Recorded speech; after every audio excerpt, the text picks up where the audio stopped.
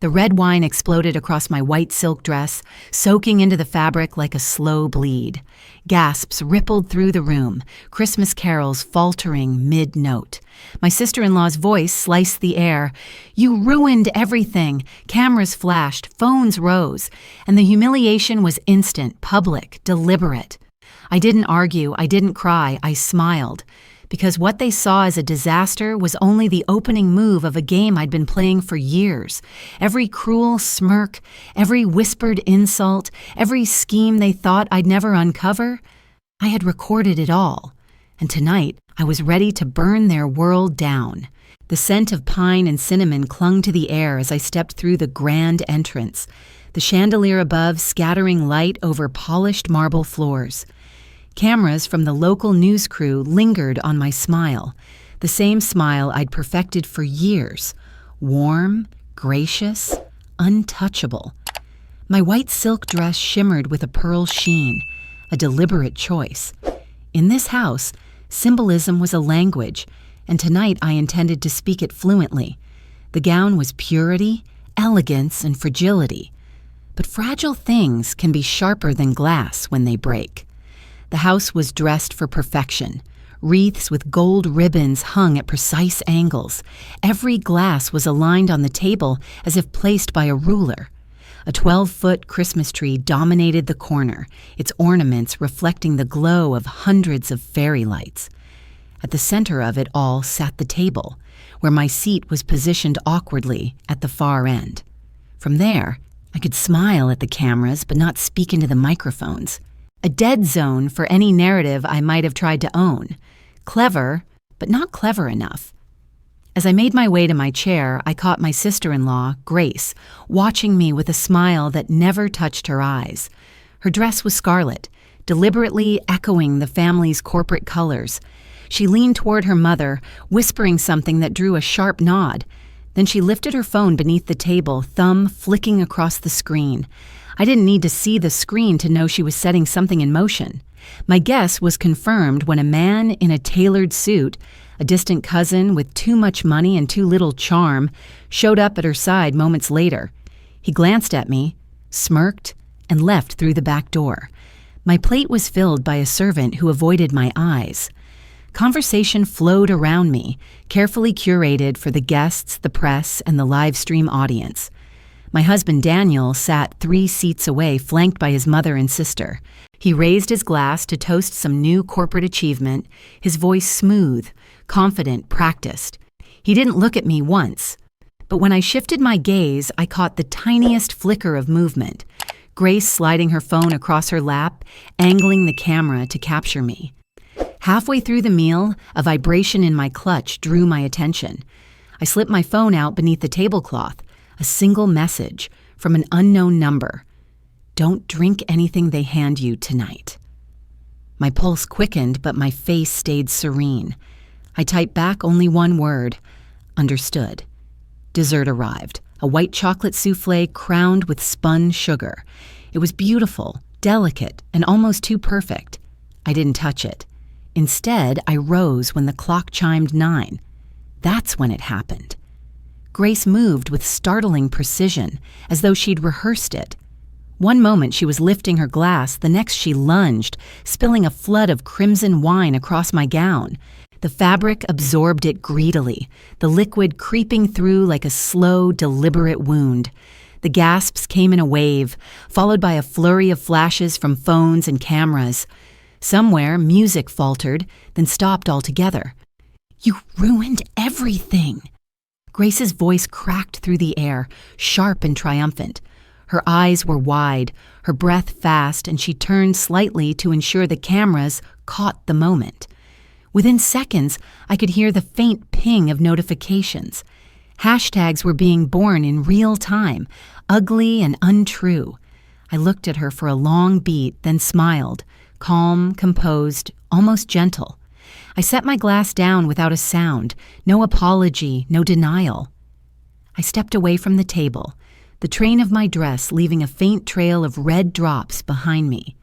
In the hallway, beyond the camera's reach, I touched the silver hairpin tucked into my bun. The pearl-studded ornament was more than an accessory. It was a 4K micro camera with a secure live feed to a private channel. While they had been filming my humiliation, I had been filming their orchestration. Pulling out my phone, I opened the feed.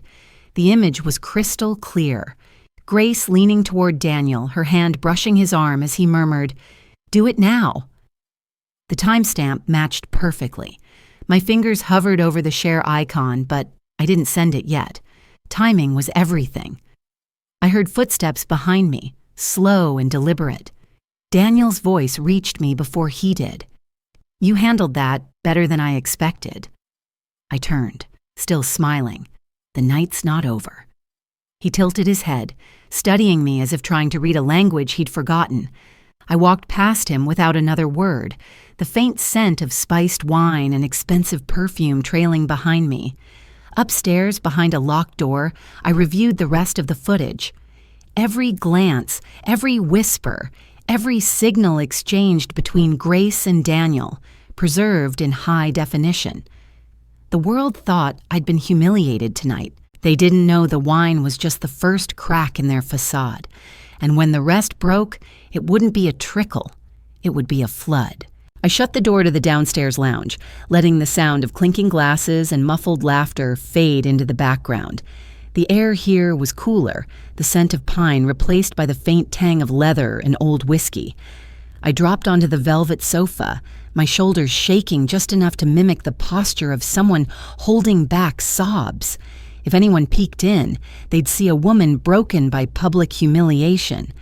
But the tears in my eyes were a calculated detail, just enough saline to blur my lashes while my fingers worked the tablet concealed beneath the folds of my skirt.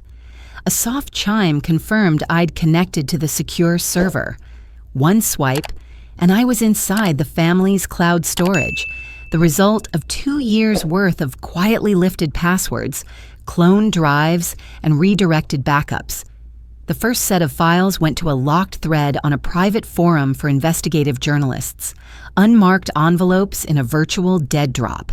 Photos of Daniel signing contracts that never made it into public filings. Grace attending charity galas where donations mysteriously vanished. Screenshots of group chats plotting public image interventions for troublesome relatives. Myself, chief among them. My thumb hovered over the send button for the second packet, this one more explosive. I chose instead to route it through a different path, uploading to an anonymous YouTube account I'd nurtured for months. The channel's content, exposés of the ultra-rich, had been gaining traction under the handle Gilded Truth. The voiceovers were AI-generated, the footage cropped to remove any traceable metadata. Tonight, Gilded Truth would post its most damning episode yet, The Perfect Christmas Lie. Within minutes, my phone vibrated. I opened the notification to see the thumbnail, Grace raising her wine glass in slow motion, followed by a freeze frame of her whispering to Daniel. The title burned bright in white letters over a black background. Comments poured in instantly, speculating, accusing, connecting dots that had taken me years to draw. I leaned back, feeling the shift in the air. Out there, in the dining room, the narrative was still theirs. But here, in the invisible arena of the internet, I'd already begun to rewrite the story. The tablet chimed again, an incoming audio file. I clicked play. The voices were unmistakable. Daniel, Grace, and their mother. "She's never really been one of us," Grace said, "and if she's not in the will, she can't touch the company." "Make it clean," Daniel's voice replied, cold and efficient. "One public disgrace and the lawyers can do the rest." My chest tightened, not from surprise, but from the confirmation. The plan had been laid long before tonight, perhaps from the moment I'd married into their family. I saved the file to 3 separate encrypted drives before sending a copy to the same anonymous journalist who'd sent me the warning earlier that evening. The reply came almost instantly. "Nice work, you'll have your headline by morning." I smiled faintly and switched to another folder in my archives.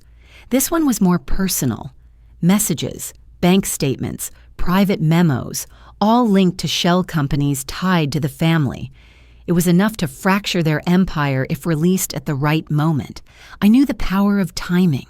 Before I'd been a wife, I'd been a strategist for a Fortune 500 conglomerate, orchestrating media campaigns that could turn villains into saints and saints into exiles. Tonight, I was simply playing that game for myself. The screen lit with another incoming message, this time from the unknown number that had warned me earlier. "We should talk in person. It's safer." Attached was a location pin, an upscale hotel 5 blocks away. The sender's name appeared in my encrypted contact list.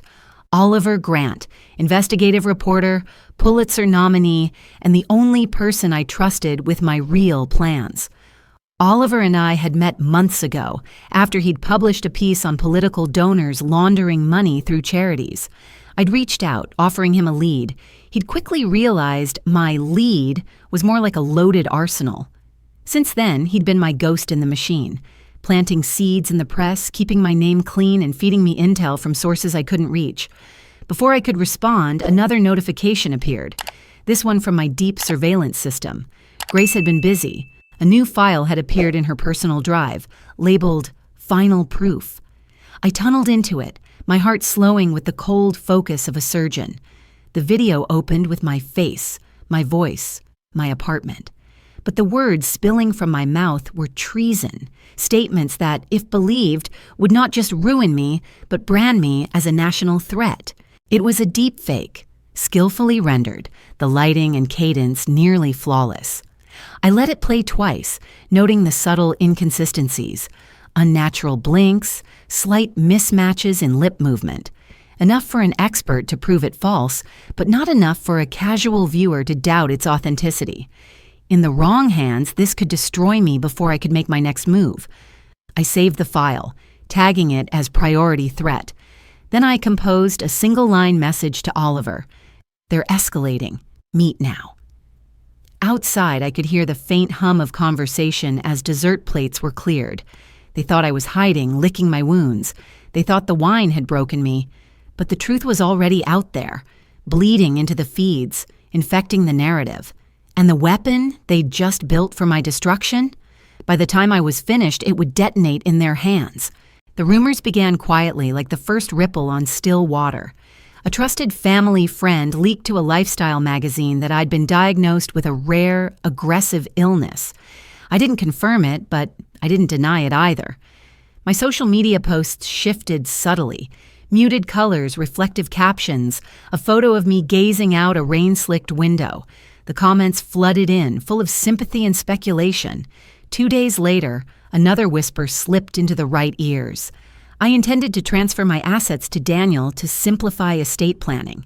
Within hours, the family group chat lit up. Grace sent heart emojis. Daniel replied with a thumbs up as if I were talking about a dinner reservation instead of my supposed fortune. The trap was baited, and they bit without hesitation. Meetings I wasn't invited to began popping up on the shared calendar. Daniel left the house earlier, returned later. Grace's Instagram stories became a highlight reel of expensive dinners and shopping sprees. Even my mother-in-law's tone softened, her calls ending with, "We'll take care of everything for you, dear." The final piece of the illusion came in the form of a document, an official-looking transfer agreement granting Daniel full control over my holdings. It accidentally appeared in my inbox, complete with notary seals and legal letterhead. What they didn't know was that every pixel of that file had originated from me. I'd forged the forgery, embedding invisible markers that traced it back to their devices. I printed it out, signed it with a flourish, and left it where I knew Daniel would find it. His reaction was everything I expected. Feigned concern, gratitude in his voice, and a barely concealed urgency to get the papers processed. The day of the public announcement, the family gathered in the company's private conference hall, a space designed for grandeur. Dark wood paneling, floor-to-ceiling windows overlooking the city, and a massive curved screen dominating the front wall. Journalists, investors, and family allies filled the seats, the air buzzing with anticipation. Daniel stood at the podium, contract in hand, his voice warm and steady as he thanked me for my trust and selflessness. Cameras flashed. I stood to his right, pale and serene, like a dutiful wife in her last days. Then the lights dimmed. The screen behind us flickered, showing a slow pan across a lavish dining room. The detail was uncanny, light pooling across crystal glasses, the low murmur of voices. The audience leaned forward, some smiling, thinking it was a promotional video. But as the camera moved closer, faces came into view. Grace, Daniel, my mother-in-law. Their voices crystal clear. "She won't see it coming," Grace said, swirling her wine. "The will changes next week," Daniel replied. "Once that's signed, she's out, and so is her money."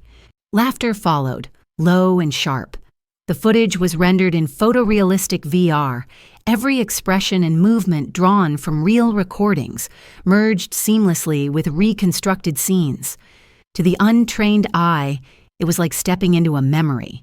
In truth, it was a weaponized reenactment, built from hundreds of hours of surveillance data I'd collected, layered with the precision of a legal exhibit. Murmurs rippled through the audience, phones lifted, recording. Someone gasped when the scene shifted to another meeting, this one in a dimly lit room with unfamiliar faces, men and women whose identities would send certain reporters into a frenzy. This was no family squabble. It was a gathering of the Seraphim Circle, an exclusive network of financiers and political operatives. The same people who bankrolled controversial campaigns, toppled competitors, and made inconvenient scandals vanish. My illness had been the bait. My forged transfer document had been the key to flushing them into the open. On screen, Daniel's voice cut through the room. "Once she's gone, we'll have full leverage. The circle will make sure the rest falls into place." The screen went black. For a moment, the room was silent. Then the questions began, reporters shouting over one another, investors demanding answers. Daniel tried to speak, but the noise drowned him. Grace slipped out a side door. My mother-in-law sat frozen, her knuckles white around her clutch. I stepped forward, looking out over the chaos. "It's amazing," I said softly, but into a live microphone, "what people will say when they think no one is watching." Security moved toward the podium, but I'd already stepped away. The hard drive with the full recordings had been delivered to multiple news outlets that morning, timed to publish within the hour. There was no stopping it now. As I reached the exit, my phone buzzed with a single message from Oliver. "They are coming for you tonight." The hair on the back of my neck rose. My plan had worked too well. The circle wasn't going to let this play out in court or the press. They'd remove me the way they removed all their problems, quietly, permanently. I didn't quicken my pace. I walked through the lobby, past the waiting cameras, into the cold night air. Somewhere out there, my enemies were already moving, but so was I. The Seraphim Circle's reach was long, but so was mine. The chaos from the VR reveal had barely cooled when I began the second phase of my plan. Every spreadsheet, every account ledger I'd stolen over the years became a precision-guided weapon. I knew the company's vulnerabilities better than its own CFO. How a slight dip in quarterly reports could rattle investors, how a whisper in the right analyst's ear could spark panic. Anonymous reports began surfacing on financial forums, citing irregularities in the family conglomerate's overseas ventures. Soon after, a series of subtle but coordinated trades hit the market. Short positions on their stock, executed through shell accounts spread across multiple jurisdictions. The effect was like a controlled demolition. The share price began to wobble, then stagger, then fall. Inside the boardroom, I imagined Daniel pacing, Grace calling in favors, the PR team scrambling for a narrative that didn't exist. Every countermeasure they tried was undermined by yet another unexpected leak. In reality, the leaks were mine, timed to coincide with each desperate press release, making them look reactive and incompetent. 3 weeks later, the company was teetering. Vendors demanded payment up front. Credit lines tightened. Stock value had plunged nearly 40%. That was when I made my entrance. The official announcement came on a gray Tuesday morning.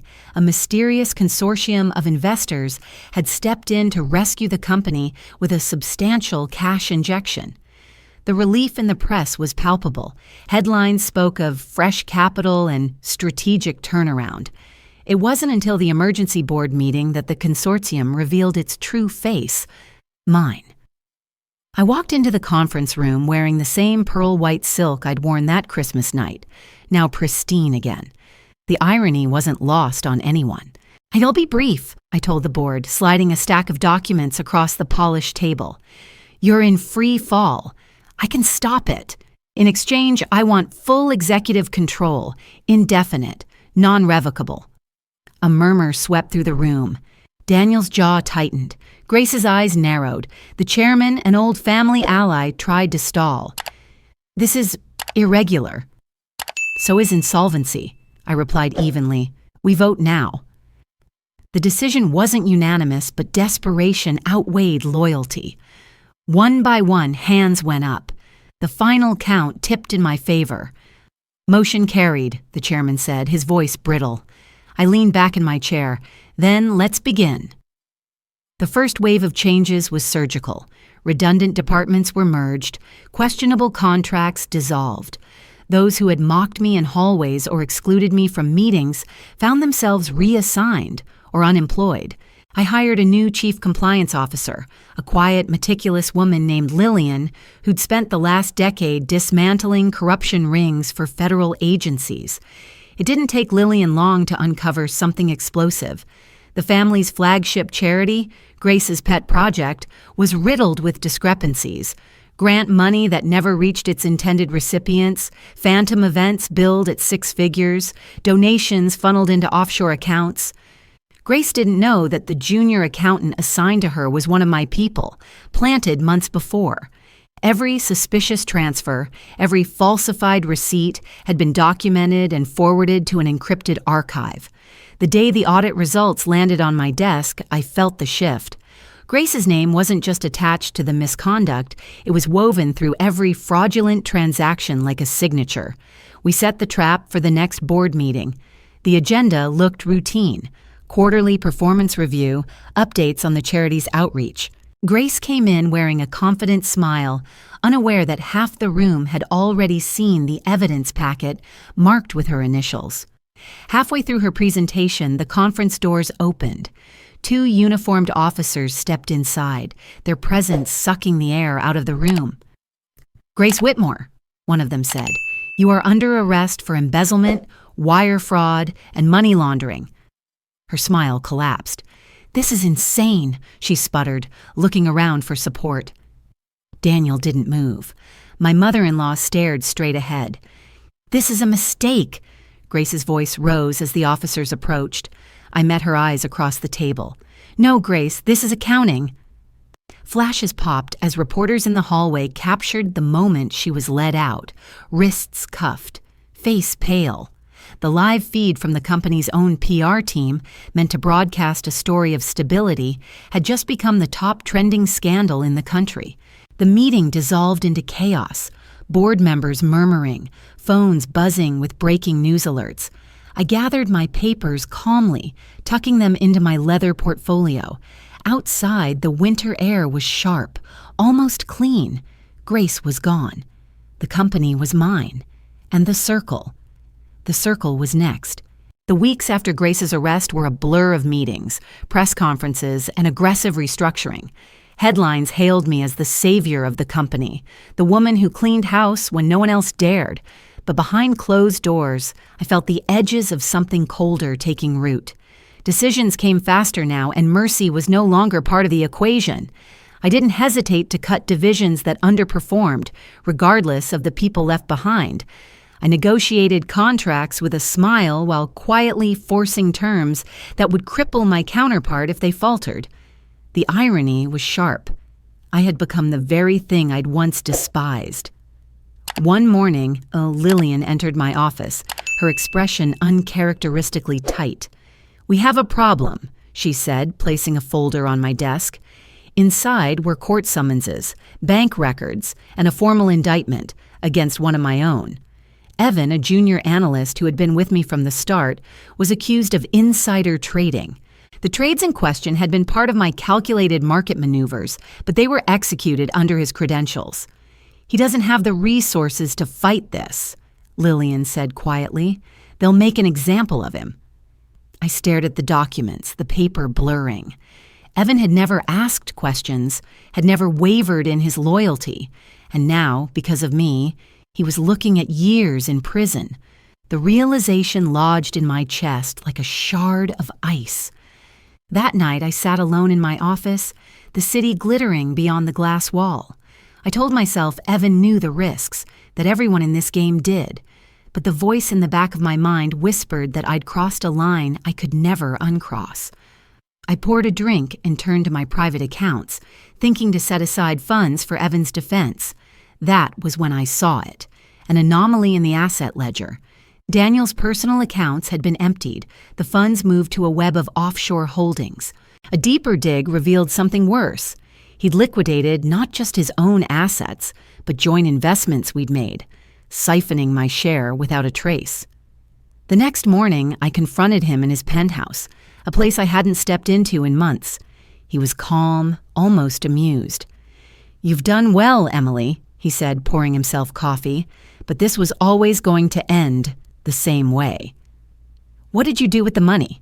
I demanded. He sipped his coffee before answering. "Diversification. I'm working with partners who understand the bigger picture. You've been useful, but you were never the architect. You were the scaffolding." It was only later, through Lillian's contacts, that I learned the truth. Daniel was working with a shadow fund known only in whispers, the Black Ledger. They manipulated markets, toppled companies, and installed their own in positions of power. My war with the family had been a sideshow to them, a convenient distraction while they consolidated assets. The worst part was the realization that my moves had aligned perfectly with their strategy. I had driven the stock down, made the company dependent on me, and in doing so had placed the entire empire in reach of the Black Ledger. I spent days weighing my options. If I exposed Daniel, the company would collapse. My reputation would burn, and the ledger would vanish into the shadows before I could touch them. If I stayed quiet, I could preserve what I'd built, but at the cost of letting him and them win. I told myself I was gathering more information, that patience was my ally. But deep down, I knew I was hesitating because the cost of burning it all down might include myself. One night, working late, I opened a courier envelope that had been slipped under my door. Inside was a contract, heavy cream paper embossed with the Black Ledger's insignia. My hands tightened as I read the terms. It was a merger agreement, drafted in the language of asset transfers. The asset in question was not a company, not a property. It was me. My likeness, my name, my decision-making power, all listed as controllable intangibles under Daniel's ownership, effective immediately upon my signature. At the bottom, his signature was already inked, confident and unhurried. For a long moment, I just stared at it, the room utterly silent except for the faint hum of the city. Then I folded the contract carefully, placed it back in the envelope, and locked it in my desk drawer. The next move would be mine, and it would cost more than I'd ever paid before. The contract in my desk drawer was more than an insult. It was the final proof I needed. For months, I had gathered fragments, bank records, offshore transfers, hidden ownership structures. Now I stitched them together into a single, damning tapestry. It was a portrait not just of Daniel's corruption, but of the Black Ledger's entire operation. Front companies in 3 continents, falsified audits, political bribes, and the quiet erasure of anyone who stood in their way. I knew releasing it would scorch everything, including myself. But the calculus had shifted. This was no longer about revenge or even survival. It was about ending a game that had consumed too many lives. The drop went live at dawn. Every major news outlet in the country received an encrypted file with my name attached, accompanied by a single statement. These crimes are not corporate strategy. They are human theft, and they end today. Within hours, the story exploded. The footage of Daniel with his co-conspirators played on a loop. The Black Ledger's top operatives were named for the first time, their faces plastered across international broadcasts. Arrest warrants went out in multiple jurisdictions. Stock markets convulsed. Daniel called me only once, his voice stripped of its practiced charm. "You don't know what you've done," he said. "I do," I replied, and hung up. By the end of the week, my office was flooded with subpoenas, interview requests, and offers from law enforcement agencies. I met them all with the same answer. I was stepping down. At my final board meeting, I stood at the head of the table one last time. True freedom, I told them, is knowing when to walk away. I slid my resignation letter across the table and left before they could respond. 2 days later, in the quiet of my apartment, an email arrived from an encrypted address. "We've been following your work. We believe you can lead something bigger, global, coordinated, incorruptible. Interested?" I didn't reply immediately. Some games end, only for others to begin. Months passed. The world moved on to new scandals, new headlines. The Black Ledger was crippled but not destroyed. Still, their grip had loosened. A year to the day after my resignation, I stood on the balcony of a renovated brownstone in D.C., overlooking the headquarters of the foundation I'd built from the ground up. The Global Resilience Fund wasn't just charity. It was a shield. We provided legal aid, financial education, and escape plans for women trapped in marriages that weaponized money against them. Every story we touched was a reminder of the cost I'd paid, and the reason it had been worth it. Inside, the team was gathered around a new arrival, Oliver. His investigations had kept me one step ahead for years, and now he'd taken a permanent role as our Director of Strategic Outreach. He caught my eye across the room and smiled, the kind that said more than words ever could. We'd never put a label on what we were, but the truth was simple. He had been the only constant in the storm, and now he was here to stay. Later that evening, we filmed a campaign video. The lights were warm, the set minimal, just me at a table speaking directly to the camera. I told the story of why we existed, of what financial violence looked like when it was dressed in silk and power. I didn't talk about Daniel or Grace or the Circle, and this wasn't about them anymore. At the end, I leaned forward slightly, holding the lens with my gaze. "This time," I said, my voice steady, "I choose my own family." The red light on the camera went dark. The crew began to pack up, and Oliver stepped to my side. Outside, the city hummed, alive with 1,000 stories waiting to be told. I didn't know what battles were coming, or how many more lines I'd have to cross to fight them, but I knew this: I would never again fight alone. And for the first time in years, that felt like victory.